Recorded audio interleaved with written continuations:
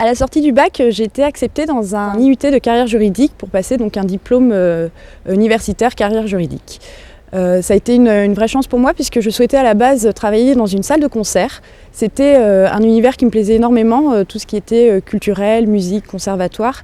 Et ce DUT me permettait d'acquérir de solides connaissances en droit, en comptabilité pour pouvoir travailler avec des artistes. À la fin de mon DUT carrière juridique, j'ai pu avoir un stage. C'était extrêmement intéressant puisque on rentrait dans le réel, dans le concret. Par exemple, quand je manipulais de l'argent d'un compte à un autre, ça correspondait réellement à la nourriture qu'avait mangé tel ou tel groupe d'artistes. Et c'était beaucoup plus intéressant que ce que j'avais pu faire de manière moins réelle au cours des exercices de comptabilité.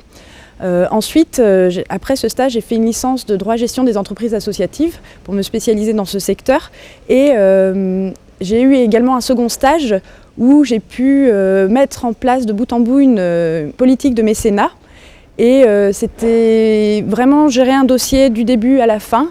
Et ça a été également extrêmement intéressant puisque cette fois je fonctionnais de manière autonome, je n'étais plus dans des tâches basiques comme dans le premier stage. À l'issue de mon DUT carrière juridique et de ma licence professionnelle, j'ai donc commencé à chercher du travail et j'ai pu travailler dans des associations culturelles et dans un conservatoire de musique et de danse. Je n'ai pas trouvé d'emploi fixe, stable et finalement j'ai réussi à avoir un poste d'assistante d'éducation dans un collège et cette expérience fut une véritable révélation.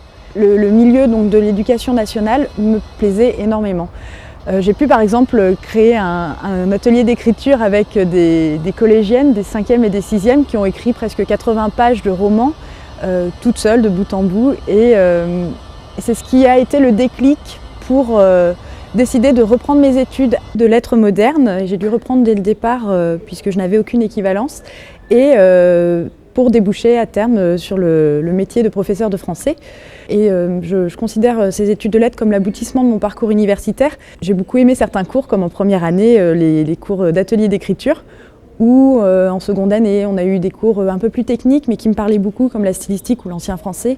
Et cette année, on travaille beaucoup plus sur la préparation des dissertations, puisque l'année prochaine, je compte partir sur un master MEF pour pour préparer le concours du CAPES et devenir à terme professeur en secondaire, que ce soit dans les collèges ou les lycées.